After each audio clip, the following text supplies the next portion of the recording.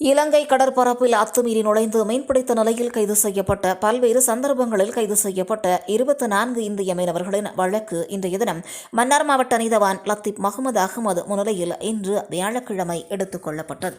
June மாதம் 30ஆம் தேதி இலங்கை கடற்பரப்பில் அத்துமீறி நுழைந்து மீன்பிடித்துக் கொண்டிருந்த போது கடல் ரோந்து பணியில் ஈடுபட்ட இலங்கை கடற்படையினர் இந்திய இழுவை படகுகளில் ஒன்றையும் அதிலிருந்து 7 இந்திய மீனவர்களையும் கைது செய்தனர்.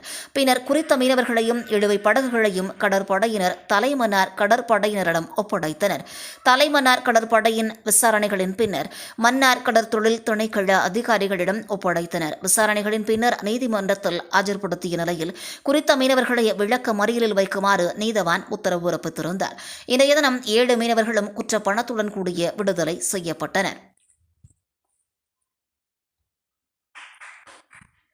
29/6/2025 அன்று கைது செய்யப்பட்ட இந்திய மீனவர்களையும் 21/7/2025 அன்று கைது செய்யப்பட்ட 4 இந்திய மீனவர்களையும் 28/7/2025 அன்று கைது செய்யப்பட்ட 5 மீனவர்களையும் இம்மாதம் 29ஆம் தேதி விளக்க மறியலில் வைக்குமாறு மன்னார் நீதவான் உத்தரவிட்டார்.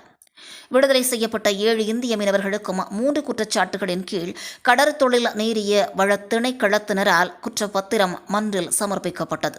குற்றச்சாட்டுகளின்படி 1ஆம் மற்றும் 2ஆம் குற்றச்சாட்டு 1 வருட சிறை தண்டனையும் 10 வருடங்களுக்கு ஒத்திவைக்கப்பட்டதும், 3வது குற்றச்சாட்டுக்கு 5 லட்சம் ரூபாய் குற்றப்பணமும், குற்றப்பணம் செலுத்த தவறினால் 6 மாதங்கள் சிறை தண்டனையும் வழங்கப்படும்.